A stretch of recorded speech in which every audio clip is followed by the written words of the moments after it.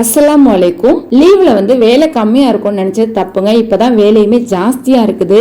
காலையில செஞ்ச பரோட்டாவுமே மீதி இருந்துச்சு. மிக்சியில போட்டு இந்த மாதிரி பல்ஸ் கொடுத்து எடுத்துக்கிட்டேன். ஒரு பேன் எடுத்திருக்கேன். அதுல சின்ன குளிக்கரண்டியால ஒரு குளிக்கரண்டி அளவு ஆயில் சேர்த்துட்டு ஒரு பெரிய வெங்காயத்தை நீல வாக்குல கட் பண்ணி சேர்த்திருக்கேன். 1 ஸ்பூன் இஞ்சி பூண்டு, 1 ஸ்பூன் உப்பு தூள் சேர்த்துட்டு 3 நிமிஷம் வதங்கினதுக்கு அப்புறம் பாதி கேரட்டை பொடிசா கட் பண்ணி சேர்த்திருக்கேன். கொஞ்சமா முட்டைக்கோசுமே கட் பண்ணி சேர்த்திருக்கேன். ஒரு தக்காளியை பொடிசா கட் பண்ணி சேர்த்திருக்கேன்.